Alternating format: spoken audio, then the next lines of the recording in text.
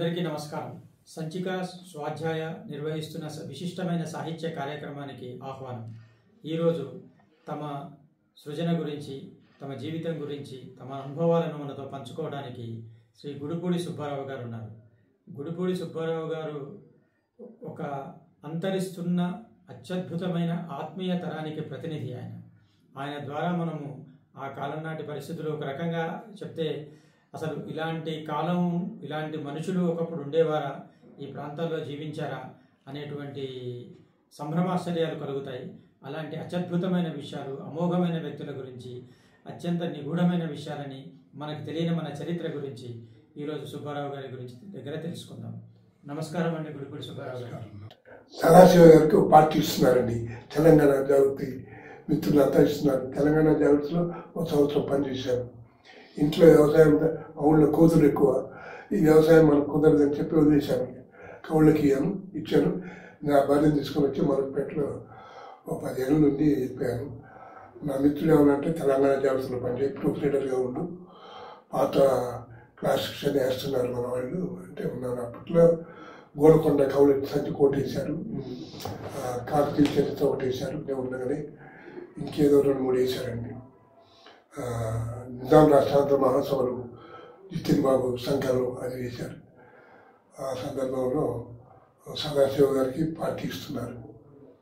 సదాశివ గారు సుబ్బారావు గారు వచ్చే పిలు సుబ్బారావు గారిని కలవాలి, మా ఉర్దూ ఫ్రెండ్ ఆయన అని చెప్పి పిలుచుకొని అన్ని బాటిల్స్ అన్ని పెట్టారు. అవుతుంది. నేను సప్లై చేయకుండా కూర్చున్నాను. ఏం సుబ్బారావు నువ్వు ఏమిటి అంటే, నేనేం ముట్టుకోను సార్, నాన్ వెజ్ వదిలేశాను, ఈ తాగుడు అలవాటు లేదు సార్ నాకన్నా. మరి నువ్వు తినక తాక నీకు గుర్తు అలవాటైందా, నీకు గదం సీట్లు అలవాటైంది, నీకు అప్పుడైంది, నువ్వు ఎట్లా చేయగలిగావో మీనాకుమారి అంటే చేసి డిక్షనరీ మొదలు పెట్టుకున్నాను, కూర్చున్నాను. పేపర్ చదువుతాను సార్, నేను మొత్తం పేపర్ అంతా చదువుతాను, కానీ అర్థాలు తెలియదు నాకు. అవసరం అనుకుంటే డిక్షనరీ వేరు అది చూసుకుంటాను, ఇది దీన్ని అర్థం అనుకుంటాను. అట్లా పెట్టుకొని ట్రాన్స్లేట్ చేశాను సార్ అని చెప్పి చాలా సంతోషపడ్డాడు ఆయన. అలా ఉర్దూతో సంబంధం. ఇప్పటికి కూడా నేను హేర్లాల్ మౌర్య రామాయణం మీద ఒక బుక్ రాశాడు సార్. ఏదో భగవాన్ రామ్ అని బుక్ రాశాడు. హిందుస్థానీ ఉర్దూ లిపి, అది హిందుస్థానీలో రాశాడు. నా దగ్గర 2 వాల్యూమ్లు చదువుకున్నాను రోజు, మర్చిపోకుండా ఉండడం కోసం. ఆ ఉర్దూ లాంగ్వేజ్ ఆ గుణితం వస్తే ఉర్దూ అంత తేలికండి, చాలా తేలిక. మన హైదరాబాద్ ఉర్దూనే ఎంజాయ్ చేస్తారని వింటే లక్నోలో వాళ్ళు వాళ్ళ మాట వినాలి, కానీ మిగతా మనం పెద్ద హైదరాబాద్ ఉర్దూ అంత ఇది ఉండదు. మరి ఉర్దూ మీద ఇంత ప్రేమ ఉంది మీకు, దిలీప్ కుమార్ మీకు నచ్చుతాడా? తక్కువే సార్, తక్కువ. ఏదో ఆ విషయాలు ఎప్పుడు ఒకటి మూడీలో ఉంటాడు. దేవదాసు కూడా, ఈ తొలక దేవదాసు అంటాను నేను. అది గొప్పగా ఉండొచ్చు, కానీ నాకు విలువల్లో బిమల్ రాయ్ డైరెక్టర్ కాబట్టి నేను తుర్క దేవదాసు అంటాను. నేను షారుఖ్ ఖాన్ కూడా తుర్క దేవదాసు తీశాడు, వాడు సంజయ్ లీలా చేశాడు. ఈ తుర్క దేవదాసు మన మీద గొప్పగా ఉందా, గొప్ప మాటలు, గొప్ప పాటలు, సింగర్స్ అలాగే ఉన్నారు, నాయకులు అలాగే చేశారు. అంత మధ్య టాపు ఇప్పటికీ కూడా నేను అంటాను. చూడండి సార్, మాకు అవకాశం లేదు, కానీ పాటలు వినుంటారు. అదొకటి, ఇంకోటి అప్పుడప్పుడు నేను పాడుకుంటాను సార్. నాకు 2 పాటలు నన్ను వేటాడుతున్నాయి సార్. ఏ పాటలు అంటే, విప్రనారాయణలో అనురాగాలు దూరము రాయన, మన యోగాలే మారిపోయిన ఒకటి. నేను బమిడిపాటి రామగోపాలం గారు వచ్చాను సార్. బమిడిపాటి రామగోపాలం గారు అంటే పెద్ద కథ రచయిత. సుశీల పాటలు ఏదో రికార్డ్ చేశారు, చాలా ఆయన సర్వే డిపార్ట్మెంట్లో పనిచేశాడు. సరే, నాకు పరిచయం లేదు. మా మిత్రుడు, బ్రాహ్మణ మిత్రుడు రాముడు రాధాకృష్ణమూర్తి గారని 5-6 నెలల క్రితం కేసు షెల్టర్ అయిపోయాడు. నేను పరిచయం చేస్తాను రామగోపాలం గారు అని చెప్పాడు సార్. ముచ్చుకో ఇస్తాకి తన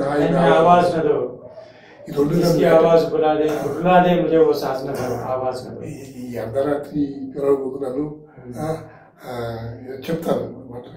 ఏదో రోషనీ హోన సకి దిల్ భీ జలాయా హమ్నే, సైకిలో షహనాయి అని కూడా వస్తుంది మధ్యలో. సైకిలో షహనాయి వేరే పాట, అది అన్పడ్. ఆప్కి నజరోనే సమజా. ఇందులో ఇంకోటి చెప్తాను సార్. తుమ్కో భూలా భీ నహీ లాఖ్ భులాయా మైనే. వాయిదా చేసి వచ్చాను, నేను కరోనాని వాయిదా చేశాను అని చెప్పారు సార్. అది తుమ్సేనా మిన్నేకి ఖతం ఖాయి అని వస్తుంది అనుపడలేదు అట్లేనా? తుమ్సేనా మిన్నేకి ఖతం ఖాయి అని వస్తుంది సార్. ముచ్చుకో ఇస్ రాత్ కి తనహాయి ఆవాజ్నతో ఇది వేరే. ఇంకొక పాట కూడా ఉంది, ముఖేష్ కూడా అలాగే ఉంటుంది. తుమ్కో భూలా भी नहीं लाख भुलाया मैंने नहीं వస్తుంది. అది పాట చెప్తానుండండి. हम छोड़ चले हैं महफिल में याद आए कभी तो मत रोना, इस दिल को तसल्ली दे लेना, घबराए कभी तो मत रोना, एक ख्वाब सा देखा था हमने जब आंख खुली तो टूट गई. నేను ఒక రకంగా నేను చెప్పకూడదు, ఆ మాట అనకూడదు, కానీ నాకు బర్బాద్ అంటాను చూడండి. మనం ఈ పాటతోనే నేను ఎగ్జామ్స్ కూడా చెప్పలేవు, ఇంటికి వెళ్ళిపోయాను సార్. నేను ఒక సబ్జెక్టే మిగిలింది. ఈ పాట నన్ను వేటాడిందండి. ఈ అనురాగాలు దూరం ఉన్నాయనా చెప్పారు మీరు, ఆవాజ్నతో చెప్పుకోవడానికి అవతలు రిసీవ్ ఎట్లా చేసుకుంటారో అని బాధ నాకు. నా ఆంతర్యం, నా బాధ వాడికి అర్థం అయితే చెప్పగలగాలి. చెప్తానో లేదో ప్రతి నిమిషం గుర్తొచ్చేదండి. తింటుంటే కూడా పాటలు గుర్తొచ్చేదండి. ఏంటి పాటలు, ఈ సంగీతం ఏంటి, నేను మెల్ట్ అవుతున్నానేంటి, కరిగిపోతున్నానేంటి, ఏంటి చచ్చిపోతానా, ఏంటి గుండెకి చచ్చిపోతానా, ఒకసారి పేలిద్దా, భయం ఉండేదండి. రామ్ గోపాల్ గారితో ఆ మాట మాట్లాడుతూ సార్ నన్ను ఈ 2 పాటలు నుండి వేటాడుతున్నాయి, నన్ను నిద్రపోనియట్లేదన్న. ఏ పాటలు అన్నాడు? ముచ్చుకో ఇస్ రాత్ కి తన్హాయి మే ఆవాజ్నతో ముఖేష్ పాడతాడు సార్, లతా కూడా పాడతాను. ఆయన వెంటనే మనసులో వేసి కూర్చొని ఏం టెస్ట్ సుబ్బారావు గారు ఇది, ఎంత గొప్ప టేస్టే, నేను తక్కువ మందిని చూశాను ఇటు టేస్ట్ ఉన్నాయని, ఎంత గొప్ప టేస్ట్ అనేది. ఇంకో పాట ఏంటన్నాడు, అది రాగాలు దూరం ఉన్నాయన. వెంటనే బాసిక పాట పెట్టుకున్నాడు సార్, ఇలా పెట్టాడు సార్. భానుమతి వచ్చి నా ముందు పాడుతుంది, నా కోసమే కచేరీ చేస్తుంది అనిపించాడు సార్. కన్నవే పెట్టి దండం పెట్టాను సార్. అలాగే ఏం చేస్తే ఏం పాటలే అని ఏం చెప్పావా ఉన్నాను. నన్ను నాకు పునరుజ్జీవనం కలిగించాయి 2 పాటలు కదా, అది మర్చిపోయాను. వీటిని పాడేశానండి. స్టన్ అయిపోయాను. నాకు అసలు నాకు ఏటి లేదు. కానీ నీళ్ళెనవు ఇదేమో బుజ్జిదిల్లు అయిపోయింది, పనికి రాకుండా పనికిరా అయిపోదే అన్నట్టుగా అంతా అసలు మా మనుషులా కరిగిపోతున్నాను నేను. ఆయన ఆ మాట అన్నాడంటే ఆయన ఏది మన బొమ్మిపాటి రామగోపాలం గారు, ఇక శంకరజయకృష్ణ ఏ పాటను తీసేస్తాం సార్, ఏ పాటని కాదంటాం. నాకు మనసు చెప్పదండి అది. నేను అది పక్షపాతనే నేను. మిగతాయి కూడా ఎంజాయ్ చేస్తాను నేను. మిగతాయి కూడా మంచి గొప్ప పాటలు విన్నాను, గొప్ప పాటలు విన్నాను. విన్నారా? మన నిన్న కూడా దేవాలయంలో మన కర్ణాటక ఆయన ఒక సంగీతజ్ఞుడు ఉన్నారు చూడండి, ఇంట్లో నుంచి పారిపోయి 20 ఏళ్ళకి వస్తాడు. లతా మంగేష్కర్తో ఒక జాతీయ జెండా మీద పాడతారు చూడండి ఒక పాట. కర్ణాటక సంగీత దర్శకుడు, సంగీతజ్ఞుడు అండి ఆయన. లతా మంగేష్కర్తో లతా మంగేష్కర్ అందరూ మంచి వాళ్ళంతా ఒక జెండా వస్తుంది సినిమాలో, అడ్వర్టైజ్మెంట్ పాట. అది ఎవరు అంతే మొగాని ఎవరు చెప్పండి, ఆ బొంగులు గొంతు పెట్టుకొని పాడతాడు. భీమసేన్ జోషి. ఏం పాట అండి ఇవన్నీ. శంకర్ జయకృష్ణ గారు కరిగిపోతానండి. సాహిత్యం శైలేంద్ర అసలు అయిపోయి గొప్ప పాటలు రాశాడు, తీసేయలేవు. ఏ రాత్రి బిగి ఆయనే కదా గొప్ప, నిజమే మనం ఇదే. కానీ నాకు ఎందుకు శైలేంద్ర మీదే కూర్చుందండి. ఎందుకంటే మానవతా విలువల్ని బాగా ఫోకస్ చూశాడండి. చూడండి, ఈ రోజుల్లో అబద్ధం అన్నవాడు ఎవడైనా ఉన్నాడండి? ఏంటండి ఈ పాటని, నా హాతీ హై నా గోడ హై పైదలి జానా హై. చూడండి మన ఎలా తీసేస్తున్నాడు. దాంతోనే ఈ తీసరి కష్టం అంటే ఏంటి, ఈ 3వ ప్రమాదం ఏంటి, ఎవరైనా కనుక్కుందాడు, ఎవడు తెలిసిన వాళ్ళు ఎవరు కనపట్టలేదు. పుస్తకం కూడా ఉందటండి హిందీలో. అది అది యాక్చువల్ గా ఫణీశ్వర్నాథ్ రేణు అనే తను కరెక్ట్ రాసినటువంటి రేణు మారేగయ గుల్ఫామ్ అనేటువంటి కథ. భార్య చనిపోయింది, బాగా జాయింట్ పర్సనాలిటీ అయింది. మారేగయ గుల్ఫామ్ అనే కథని తీసిరి కథం లాగా తీశారు. ఏం తీశారండి వాళ్ళు. తర్వాత ఇందాక మీరు చెప్పిన పాట జిస్ దిల్ మే బసా థా ప్యార్ తెరా ఉస్ దిల్ కో కభీ కా చోడ్ దియా, బద్నామ్ నా హోనే దేంగే తుజే తెరా నామ్ మిలేనా చోడ్ దియా. ఇంకా చెప్తాను సార్, గుర్తు రావట్లేదు. తర్వాత మీరు ఈ శంకర్ జయకిషన్ స్మారకార్థం ఒక చెట్టు నాటారు. ఆ విషయం మర్రి చెట్టు 1971 ఈ 1950లో నాటానండి. 70లో ఆయనకి అంకితం చేశాను. ఇప్పుడు అది ఒక పెద్ద టూరిస్ట్ స్పాట్ కదా మీ ఊళ్ళో. వచ్చినంతా చూసి నా ఫ్రెండ్స్ అదే యాగని శంకర్ జయకిషన్ చెట్టాడు అంటాడు. నా రమ్మట్లా మీరు అంటే మేము చూసిపోతాను అంటే పోతాం కదా. ఆ సెంటర్లో ఉర్లుగొండ అవును కనకాడ దాని సెంటర్లో ఉంటుంది. ఆ చిన్నతనంలో అక్కడ ఆడుకునేవాడు సార్ నేను. ముసాఫిర్ల కోసం కొంచెం గొయ్యి దువ్వి ఓ మూలడు కొంత బొందలాంటి దువ్వి పిలకలన్నీ ఆడుకొచ్చి పశువులు ఆడబెడతాయి కదండి. ఎండిపోయినాక అవన్నీ వేసి నిప్పు పడేసేది. ఎందుకంటే ఆ రోజుల్లో పల్లెటూరులో నిప్పు దొరకడం కష్టం అండి. ఒక చుట్ట అంటించుకునేవాళ్ళు వాళ్ళు, వేరే నిప్పు దొరక. అలాగే ఈ దారిలో వాళ్ళకి ముసాఫిర్లకు పనికి రావాలి. ఆ గుట్ట వెంటనే మాది ఒక 10 ఎకరాల చేరు ఉందండి. నేను అనుకునేవాడిని ఈ గుట్ట కూడా ఒక ఇల్లాక్, గుట్ట పెద్ద గుట్ట ఏం కాదు, ఎవరైనా ఉండదు. ఇల్లాక్ మంచిగా ముసలోళ్ళు కూడా ఎక్కొచ్చు, చక్కగా వాకింగ్ చేయడానికి వీలుగా ఉంటుంది. అక్కడ ఆడుకునేవాడిని. ఇక్కడ ఏదైనా ఉండాలి, ఇది మన రోడ్డు పొడుగుతా ఒక్క చెట్టు లేదు, ఎండ కొడుతుంటుంది ఎట్లా అని చెప్పి నేను ఇంటి దగ్గరే ఉన్నాను. అప్పుడు 70లో వేసానండి.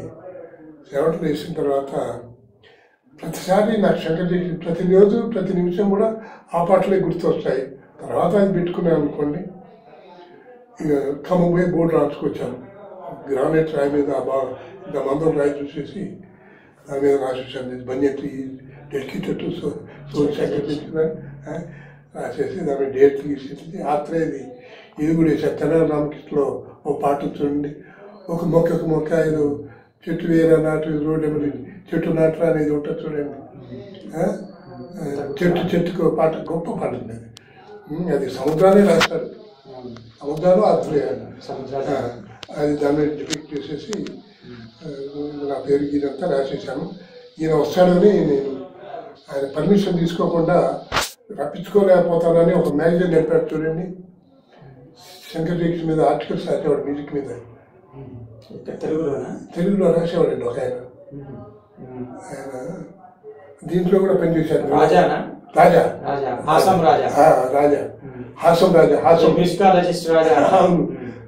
వేశాను. నల్గొండ కోర్టులో క్లార్క్ ఉన్నాడు నా ఫ్రెండ్ ఎన్వీకే రామారావు అని. ఆయనతో చెప్తే వాళ్ళకి ఇదంతా పరిచయాలు ఉండేవాడు. ఆయనతో చెప్తే ఆయనే పిలిపించి ఏర్పాటు చేస్తానని చెప్పన్నాడు. నేను గుర్తించాను. నేను ఈ లైన్లో ఆయన పిలిపించాలనే ధోరణితో ఎన్వీకే రామారావుతో చెప్తే నేను మాట్లాడతాను, వీలు పడదంటున్నాడు అని చెప్పన్నాడు. తర్వాత తప్పకుండా నేను పట్టుకొస్తాను సుబ్బారావు గారు. అప్పటికే ఎన్వీకే రామారావు ఫ్రెండ్స్ మా ఎంఆర్ఓ కృష్ణమూర్తి వాళ్ళందరూ ఉన్నారు. వాళ్ళంతా చూసిపోతున్నారు. ఇలా చూసేవాళ్ళు ఏం చేస్తున్నా అనేది. ఏం చేయాలి, ఏదో ఒకటి మర్చిపోవాలి పెద్దవాళ్ళని, వాళ్ళ రుణాలు ఎదుగుబడాలి. నేను ఏదో మంచి పని చేద్దాం, వీళ్ళని చూసైనా నేను చేసిన పని చూసైనా మీరు ఏకపోతే ఏకపోతే మీ అమ్మ పేరు మీదో, మీ తమ్ముడి పేరు మీదో, మీ అక్క పేరు మీద చెట్టు నాటుతారు వాళ్ళు. అందుకోసమైనా నేను రాయాలి. ఇప్పుడు ప్రధానమంత్రి చెప్తున్నాడు మాకేనా మీకు పేరు, మీ పేరు మీద ఎవరి పేరు మీద వేసుకోండి చెట్టు అని చెప్పని వేసాను.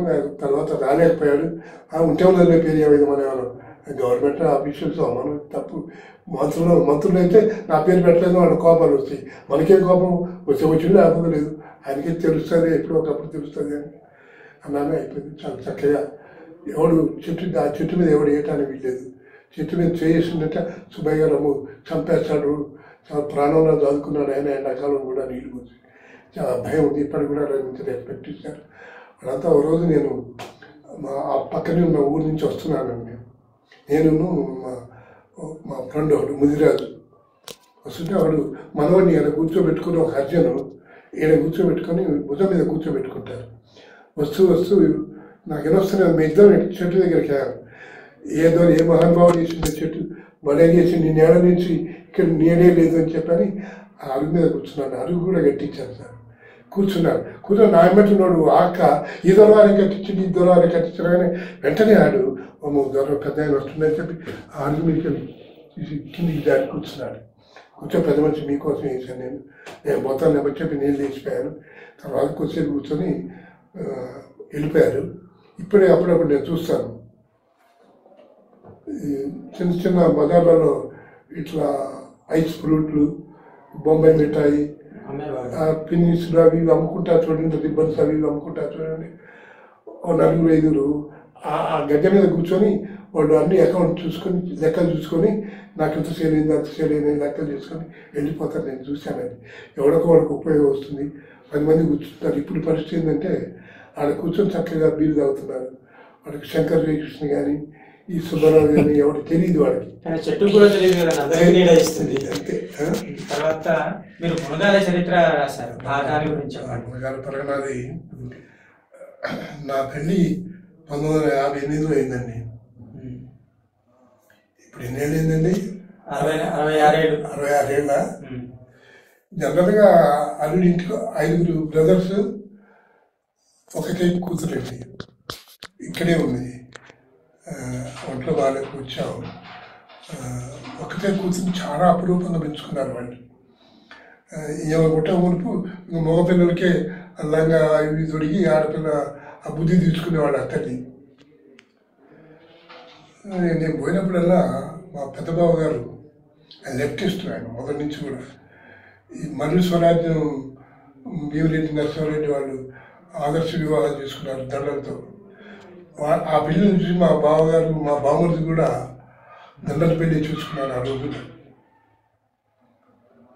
నేను పోయినప్పుడల్లా జనరల్గా అల్లుళ్ళు వస్తే ఇంటికి వస్తే బామ్మదులు, బావలు, మావలు, అత్తలు, ఏమో మీ ఆయనకి ఏం కావాలా, రైలు ఇంజన్ కావాలా, మోటార్ కావాలా, కారు కావాలా, సైకిల్ మోటార్ కావాలా, గడియారం కావాలా, ఉంగరం కావాలా, ఏదో అడుగుతారు.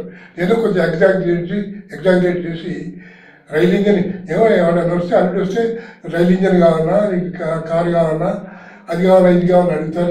ఏందా ఎప్పుడు వచ్చినా నువ్వు అడిగిన మునగాల రాజాల గురించి చెప్తావేంటి నువ్వు అంటుండేవాడిని నేను.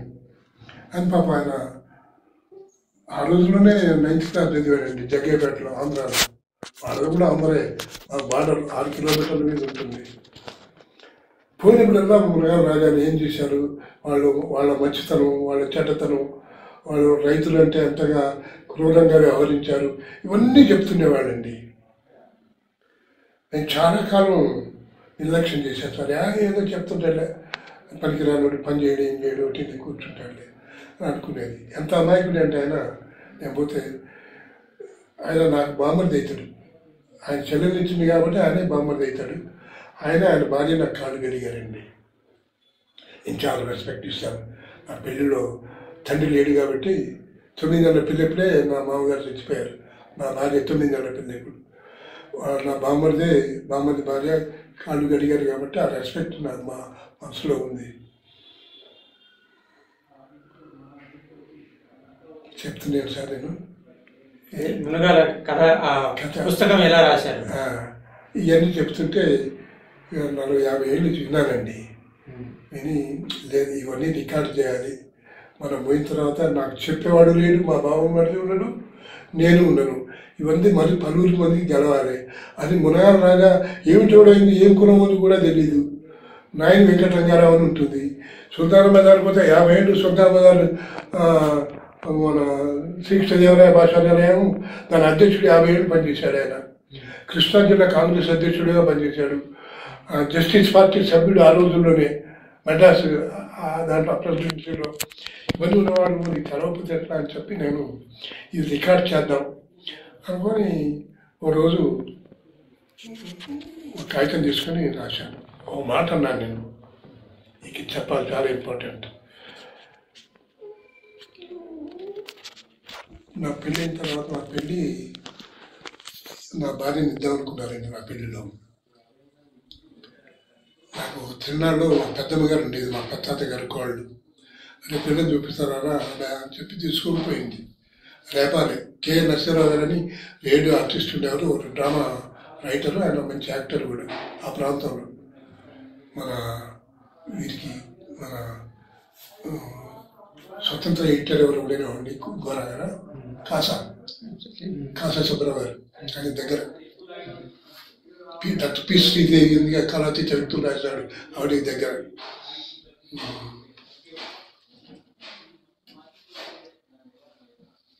గుర్తు చేశారు. మీరు మునగాల చరిత్ర గురించి చెప్తున్నారు, అది రాయటానికి దారి తీసిన పరిస్థితి. మా బావగారు ఒక మాట అన్నారు సార్, మనం పెళ్లి చేసుకునేటప్పుడు ఎందుకు చేసుకున్నారంటే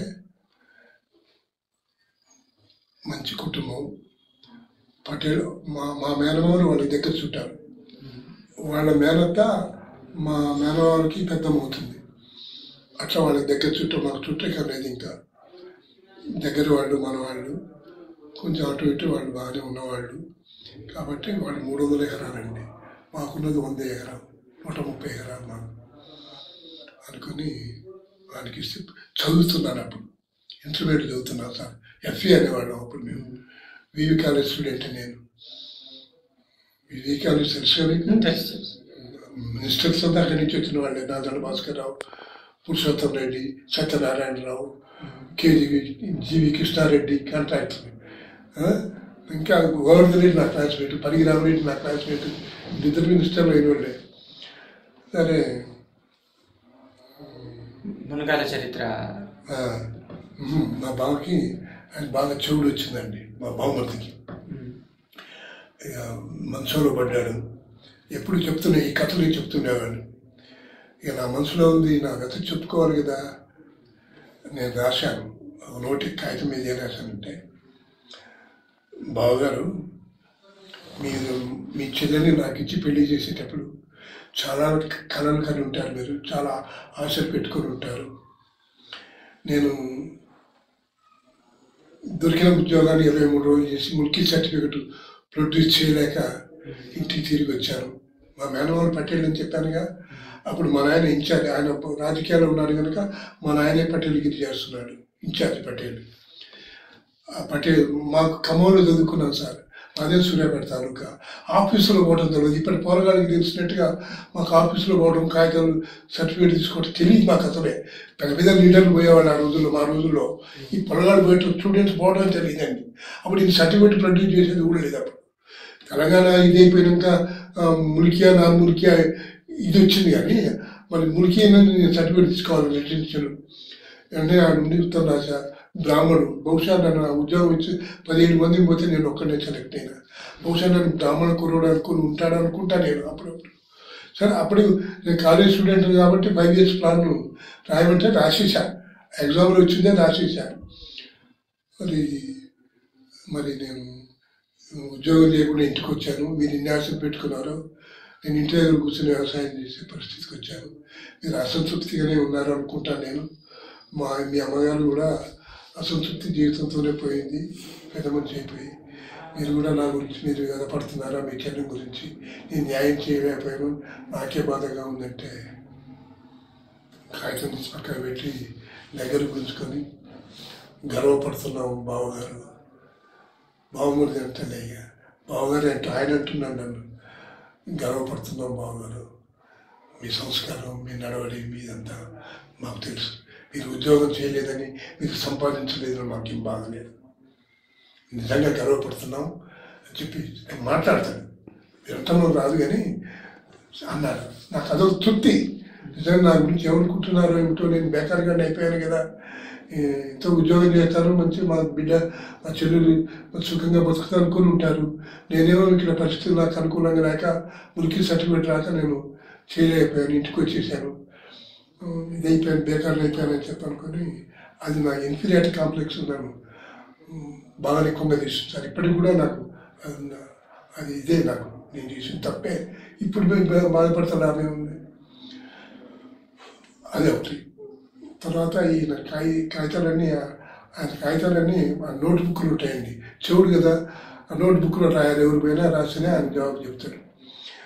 ఇట్లా రాసిన తర్వాత ఆయన చెప్తుంటే రాసుకుంటూ పోయానండి.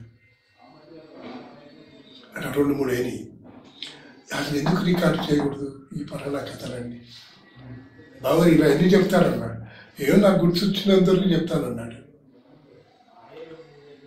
సరే చెప్తుంటే టక్టక్క నోట్ చేసుకుపోయామండి. ఎన్నిసార్లు రావటం ఇంటికాడ పడేయటం ఎక్కడో పెడుతున్నారు, మర్చిపోతున్నారు. సబ్జెక్ట్ అయితే గుర్తుంది లేదు, ఆయన వర్డింగే రావాలి మన కథలో కూడా, ఆయన వర్డింగే పెట్టాలి, రిటర్న్లో కూడా అట్లా ఉండాలని చెప్పనుకొని అలా రాసుకొని కొన్ని కథలు తయారైపోయాయి. కొన్ని మామగారు చెప్పిన కొన్ని కథలు ఉన్నాయి, మా మేనమామ చెప్పిన కొన్ని ఉన్నాయి. ఇవన్నీ కలెక్ట్ చేసుకొని ఇక మొదలు పెట్టానండి. మీరు నమ్ముతారో నమ్మరో, నన్ను ఒక ఏదో శక్తి ఆవహించిందండి. నన్ను ఇప్పుడు దేవుడు వచ్చి రాపిస్తాడని, గణపతి చక్రవర్తి రాశాడని మళ్ళీ నేను రాయలేకపోతున్నాను సార్. ఆ మూమెంట్లో రాయటమే, ఇక దాన్ని కొట్టులేదు, కుట్టులేదు, టైప్ అయినాక ఇప్పుడు చూసుకోవటమే. నేను నాకు నోటికి వచ్చిందన్నా పెట్టేశానండి అందులో. బాగుంది పుస్తకం, చాలా ఇన్ఫర్మేటివ్గా. ఎవరు కూడా ఏమంటారంటే, అరే నువ్వు ముచ్చట చెప్పినట్టే ఉంది, స్టైల్ భలే ఉందిరా. నాకు ఆ స్టైల్కి ఏం తెలియదు, నాకు తెలిసింది అదే. ఆయన చెప్పాడు, నేను వింటున్నాను, నేను మీకు చెప్తున్నాను, నేను మీకు చెప్పాలి, మీకు అర్థం కావాలి, అదే శైలి. ఇక దాన్ని అది శైలి అంటారో కాదో నాకు తెలియదు. నాకు భాషలో పెద్ద ప్రవీణుడు కాదు, రాతలో నా పెద్ద టచ్ లేదు. అంతకుముందు ఏదో చిన్న చిన్న కథలు పడ్డాయి, అయినా పెద్దగా నేను లేదు. ఇది రికార్డ్ కావాలి, ఇది అవసరం, చరిత్రకు అవసరం అనుకొని నేను, ఇక మీరు తక్కువ చూశానేమో, ఊళ్ళ పేరు కూడా రాశానండి. ఎవడో చూశాను అని ఎందుక ఊళ్ళ పేరు పేజీ దండగా దానికి డబ్బులు పోలేదు, తీసేయమంటే ఊళ్ళ పేరు తీసేసాను. ఊళ్ళ పేరు కూడా ఉన్నాయి అన్నీ. ఊళ్ళ పేర్లలో 42 ఊళ్ళల్లో 18 ఊళ్ళు వైష్ణవ మతానికి సంబంధించిన వైష్ణవ శాఖీయులు వచ్చిన పేర్లే ఉన్నాయి. అందులో జగన్నాథపురం దేవుడు, శ్రీరంగాపురం దేవుడు, శ్రీరంగ నాయకుడు, వేణుగోపాలుడు, త్రిపురవరం హిస్టారికల్ నేమ్ అది, దేవేంద్ర వాడు త్రిపురలో ఉండేవాళ్ళు అంటారు కదా. సింగవరం, ఇవన్నీ వైష్ణవ సంప్రదాయం. సింగ అంటే నరసింహస్వామి పేరు మీద. ఇట్లా ఇవన్నీ కూడా పెట్టాను నేను. ఓ మిత్రుడు అంటే నేనేమో చెప్పి తీసేశాను. మళ్ళీ బహుశా సెకండ్ ఎడిషన్ నేను వేయాల్సి సాగుతూ ఉంటే అభిరాల్ కరెక్షన్ అని పెట్టాను. రాజా గారు చచ్చిపోయిన డేట్ ఒకటి, ఇదొకటి, ఈ 2 పెడతానని చూస్తున్నాను. కాగితం పూచిపోయింది, దాన్ని పెడతాను. క్షమించాలి పాఠకులు, మిత్రుడు నమ్మిన బంటు చెప్పాడని చెప్పి ఆ డేట్ ఇచ్చాను కాదు. తెలంగాణ శాసనం 2వ భాగంలో ఆదిరాజు వీరభద్రరావు గారు నోటు పెట్టాడు, మునగాల రాజా పలానా తారీఖు లేచిపోయాడని. అదే నేను ఇప్పుడు పెడుతున్నా, ఇది కరెక్ట్ అన్నామండి. అదొకటి ఊళ్ళ పేరు పెడదాం అనుకున్నాను. ప్రతివాడు కూడా చదివడానికి బలేదు, బాగుంది, మీరు ముచ్చట్లు చెప్తున్నట్టుగానే ఉంది, మీరు ఎదురుగా కూర్చొని చెప్పినట్టుగా ఉందిరా అని చెప్పి అన్నారు. అది బాగా చాలా. నన్ను చూసే జయదీప్ తిరుమలరావు గారు అన్నారు, నీ పుస్తకం చదివే వనపర్తి మీద ఒక అమ్మాయి రాస్తుందటండి. తిరుమలరావు గారు చెప్పారు నాకు. మీ పుస్తకం చదివిన తర్వాతనే వనపర్తి ఇంకా చరిత్ర ఎక్కువ ఉన్నది కదా, ఈ నడిగూడ రాజా వారి అల్లుడే వనపర్తి రాజా, దానికో కథ ఉందండి. అది రాద్దాం అనుకున్నా కానీ ఆక్షేపణలు వస్తాయనుకుని చెప్పలేదు. ఏం కథ ఏంటంటే, అది మా బావగారు చెప్పేది. మునగాల రాజా గారి బిడ్డ చాలా సౌందర్యవతి. ఒక హింట్ ఇచ్చాను. మునగాల రాజా గారి బిడ్డ జమునాలజీ అంటారా, జమాలజీ అది అంటారు, వజ్ర వైద్యులు పరీక్షలు చేసేవాడిని. పురంధేశ్వరి రామారావు గారి బిడ్డ కూడా ఆ చదివింది. ఆ డైమండ్స్ అవన్నీ జమునాలజీ అంటారు. అలాగే మునగాల రాజా పెద్ద బిడ్డ అంటే వనపర్తి రాజా గారు రాణి, మొన్ననే చచ్చిపోయింది, 6-7 ఏళ్ళు చనిపోయి. ఆవిడ కూడా పరీక్షకు రారు. ఇలా case adoption case privy counselling పోద్ది. ప్రీవీ కౌన్సిల్ అంటే మనవాళ్ళు అందరూ అనుకుంటారు కోర్టు అనుకుంటారు, కాదు. సభ్యులు 500 మంది 600 మంది సభ్యులు ఎక్కువ మందిని ఎవడు కట్టుకుంటే వాడికి న్యాయం దొరుకుతుంది. నాకు అర్థమైంది అదే. అమ్మ రాజాగారి బిడ్డ రత్నాలు పరీక్షరాలంటే ఒక ఇంటి దొరికింది మనకి. ఈ వజ్రాలు 5 ఏళ్ళు వాళ్ళకి ఇచ్చేసాడు వాడు. ఆ ప్రీవీ కౌన్సిల్ మెంబర్స్కి ముఖ్యులకి ఇచ్చేసి అలా సంపాదించుకుని ఆయన గెలిచాడు.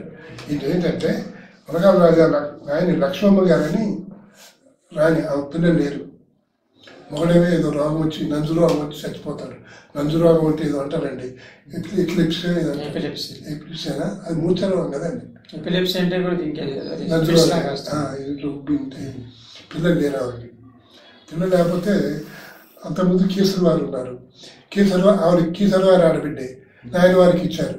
మళ్ళీ నాయన వారిని తీసుకోవాలి కానీ కేసరివారిని ఎట్లా తీసుకుంటాను అడాప్షన్ అని నాయన వారిని ఈయన తీసుకుంటుంది. ఈయన వరంగల్, ఆయన వరంగల్ తొర్రూరు మామికోట దగ్గర నెల్లికుదురు ఉంటుంది. ఒక దేశముఖ్ కాదు కానీ పెద్ద దొర కొడుకు. ఈయన నైజాముడే, మనవాడే, తెలంగాణ వాడే. ఆయన మరి కృష్ణా, అది మునగాల పరగలాయమో కృష్ణా జిల్లా. ఆవిడ అడాప్షన్ తీసుకుంది. 3 వీక్ హౌస్ లెవెల్కి పోయింది అది. అప్పుడు మా మేనమావ చెప్పేవాడు, జడ్జిమెంట్ అంతా రాశాడటండి రాజాకి వ్యతిరేకంగా. రాసి ఎప్పుడైతే వజ్ర వైడూర్యాలు పడ్డాయో బట్ అనుకుంటా మొదలు పెట్టాడటండి. ఇట్లా 4-5 బట్టలు పెట్టుకుంటా బీట్ బట్టలు. కానీ ఇగో ఈ కారణాల వల్ల, ఈ శక్తి ప్రకారం, దీని ప్రకారం, ఈ ప్రకారం అని ఆయన చెప్పాడు. అది ఇదే కేసు ఉంటుంది ఇది అనుకుని దానికి అలా క్లబ్ చేసి ఇచ్చారు దాన్ని. అలా కొన్ని విషయాలు చెప్పారు వాళ్ళు. అందులో ఒక షికారి గారు ఉంటాడు. పెద్దవాళ్ళు పెళ్ళిళ్ళైనా చచ్చిపోయిన తుపాకి దెబ్బలేస్తారు. గన్సాల్యూట్ అని మనం ఇప్పుడు అనుకుంటున్నాము. వాళ్ళేమో భూతాలు రాకుండా ఉండడం కోసం అని అనుకునేవాళ్ళు అప్పట్లో. అలా మా మేనమామకి చచ్చిపోయేంత వరకు అలా వేసేవాళ్ళండి. పుట్టిలో ఎవరన్నా ఆడవాళ్ళు ప్రసవించకపోతే గన్ తీసుకొచ్చి 2 షాట్లు వేసేవాళ్ళు. డామర్ బలమాడుతూ డామర్ మూగుతుంది కదా, ఆ చప్పటికి ఈ పిండం వచ్చేస్తుంది. అలా చచ్చిపోయినప్పుడు హానర్ చేయటం అలా చేసేవాళ్ళు. అలా పుస్తకం అలా వచ్చేసింది, ప్రింట్ అయింది. అంతకుముందు ఇంకోటి మీకు చూడలే, మునగాల పరగల కథలు ఒకటి రాశానండి. ఇది మా పాలేరు చెరువు ఎలా కట్టారు,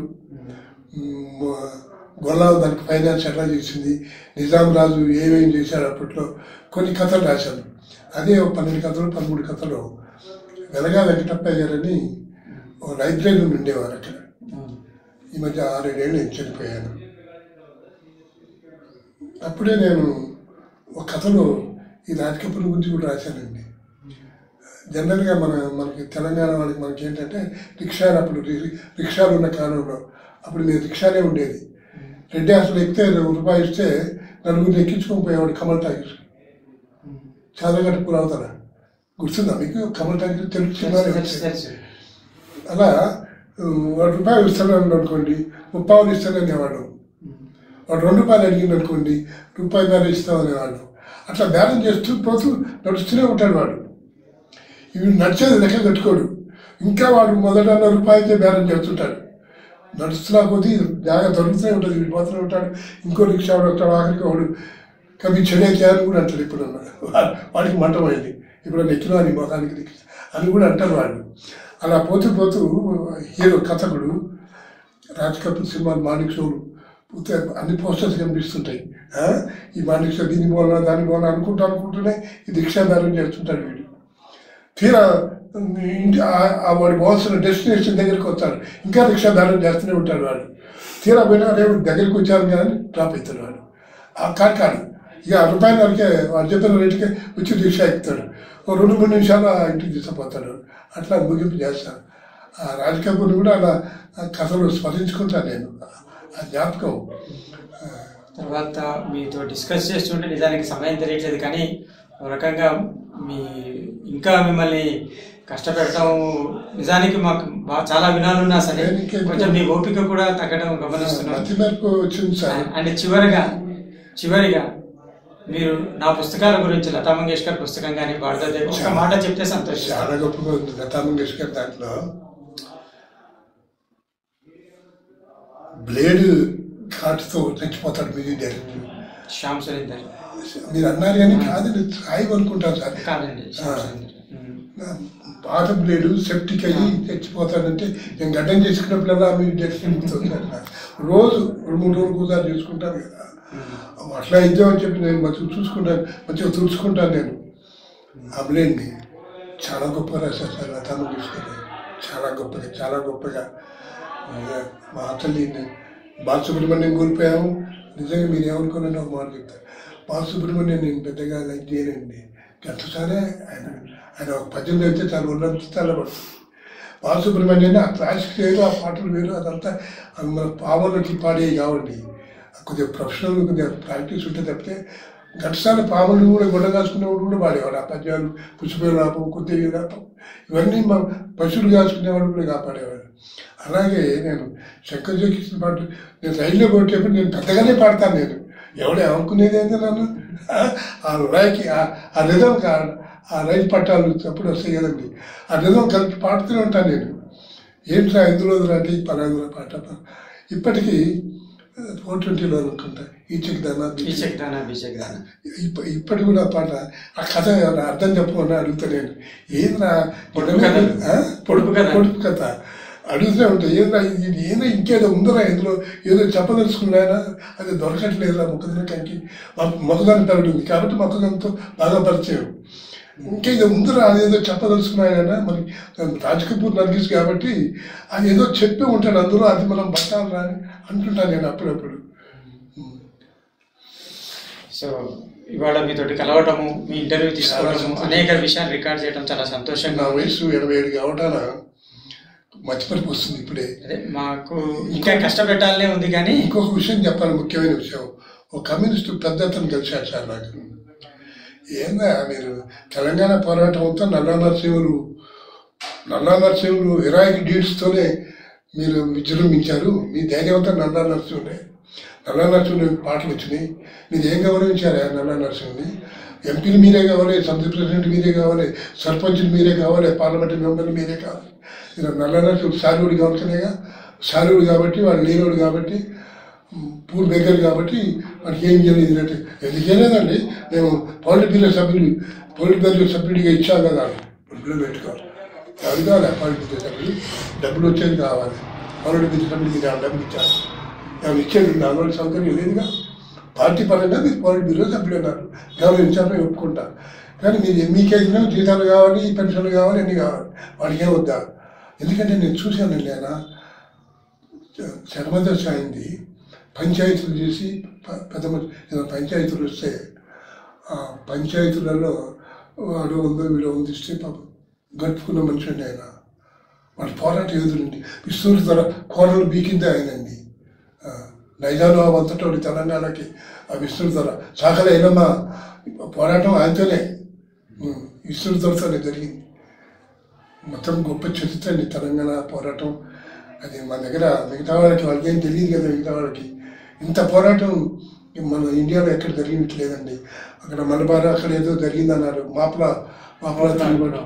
అది మనం పెద్దగా మనం చూసిన వాళ్ళం కాదు, కానీ ఇది గొప్పగా జరిగింది. చాలామంది బలి అయిపోయారండి. కాంగ్రెస్ బలి అయిపోయారు. రెడ్డి హాస్టల్ స్టూడెంట్ని చూశానండి, రామరెడ్డి అని. ఆయన ప్రొఫెసర్ అయ్యాడు. బాంబు వేయడంలో 2 కళ్ళు పోయినాయి. మేము అప్పుడప్పుడు రెడ్డి హాస్టల్ ఉండేవాళ్ళం కాబట్టి రోడ్డు క్రాస్ చేయించేవాళ్ళు. అంత మీద సో మీరు శ్రమ తీసుకుని మాకు మీ ఆలోచన అనిపించినందుకు ధన్యవాదాలు. ఇంత దూరం నా కోసం నేను ఏదో చెప్తానన్న నా జ్ఞాపకాల కోసం వచ్చారు. కృతజ్ఞత చెప్పుకుంటున్నాను. నేను ఈ వయసులో ఇదొక సంతోషం, ఒక జ్ఞాపకం రికార్డ్ చేశారు. ఇది ఈనాటి విశేష సాహిత్య కార్యక్రమం. మళ్ళీ త్వరలో ఇంకో విశేష సాహిత్య కార్యక్రమంతో కలుస్తాం. నమస్కారం. అదే కాదు, ఇంకో మాట కూడా చెప్పాలి మీకు. శైలేంద్ర సాహిత్యం మీద మీరు పిహెచ్డి చేయాలండి. మీరు తీరుబడి రిటైర్ అయ్యారు కదా, చేయాల్సిన గొప్పగా రచించండి. మన దురదృష్టం కొద్ది వయసులో పోయి చేయాల్సిన అర్హత ఉన్నవాడు ఆయన.